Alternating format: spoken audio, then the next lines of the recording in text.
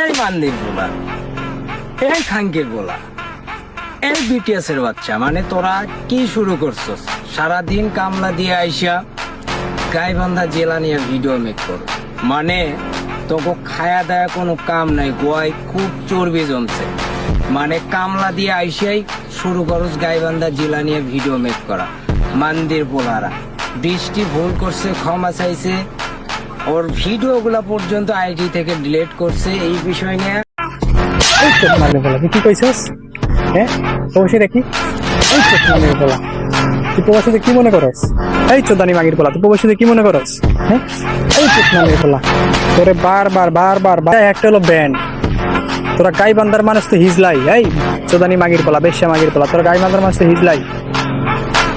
তোর মায়ের চুদি কাঙ্গির পোলা, তোর প্রবাসী শুনে যদি কথা কস, তোরা তোর যোগ্যতা হয়েছে 7 বার রুজু করতে হইব তুই প্রবাসী নিয়ে কথা বললে। আবার তুই প্রবাসীদের এবার স্ক্রিনে ঝুলাস, তুই এত ক্ষমতা পাইছস? হ্যাঁ তোর মা তুই যে জায়গায় দইছস না, ওই জায়গায় একটা বইরা দেবো। মায়ের শুধু বৃষ্টির শুধু, ঠিক আছে?